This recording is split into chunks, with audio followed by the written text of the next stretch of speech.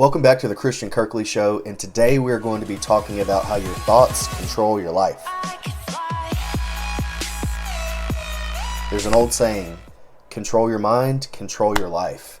I believe Confucius said, your thoughts turn into your habits turn into your life, and your life is your destiny.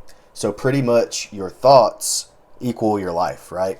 There's something called CBT, cognitive behavioral therapy, and the whole branch of CBT talks about how your thoughts affect your emotions, and your emotions affect your habits, and your habits affect your lifestyle and your life, right? So it's really a loop, and each part of the loop affects the next piece of the loop.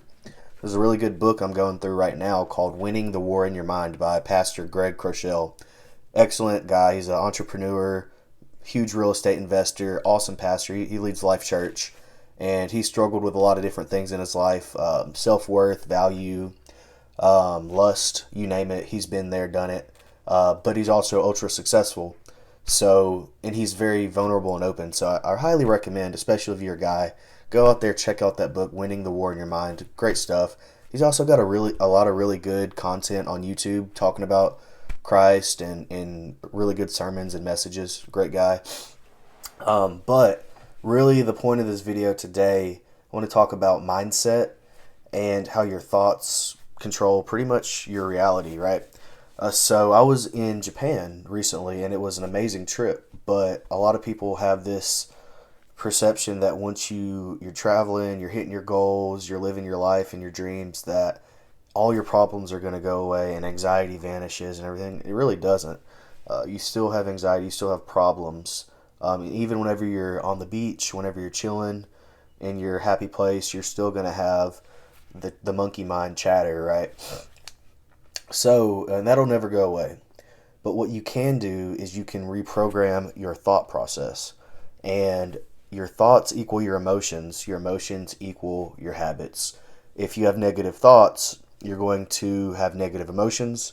Those negative emotions will lead to negative habits.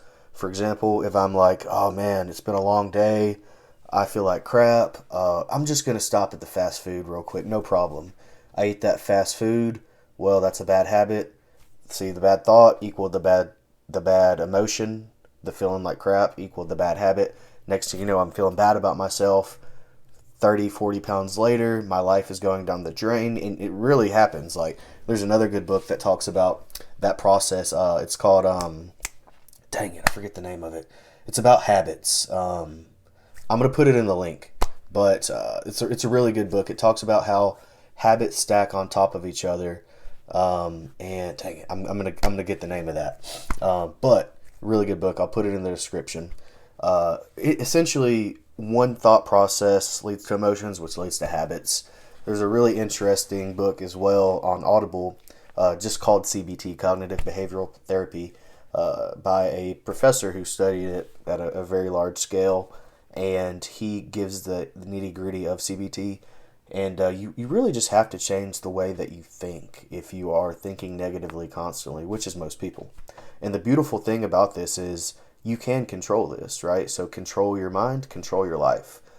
If you are very brilliant and intelligent, or let's say you're born into a wealthy family, a good circumstance, you can flush all that down the drain by having negative thought patterns that lead to negative habits, which will lead to a negative life, right?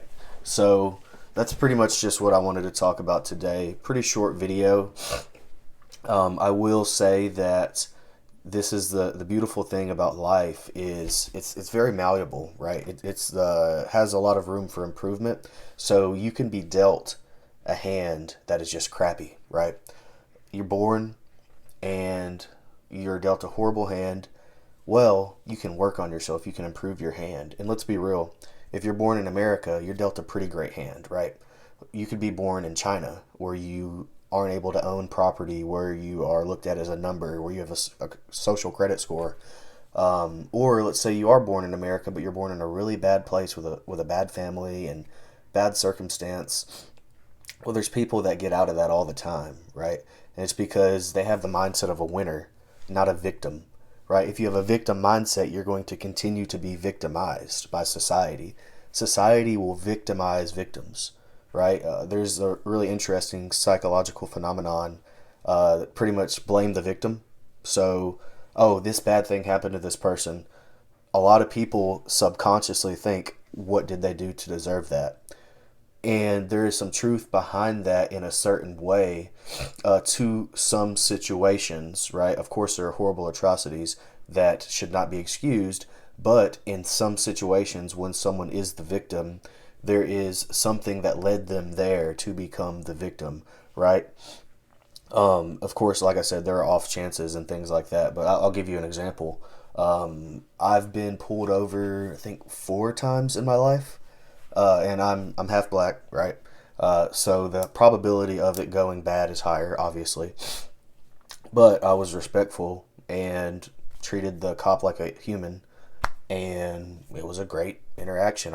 It was smooth. One time I was clearly breaking the law. I was going a ridiculous amount over the speed limit, and the guy was super cool. We shot the stuff for a little bit, and he went on his way. But if the other scenario, I could have continued playing my loud music, right? Something I change it to some F the police or something like that, and I'm just rude and disrespectful, dude. Of course he's gonna push me.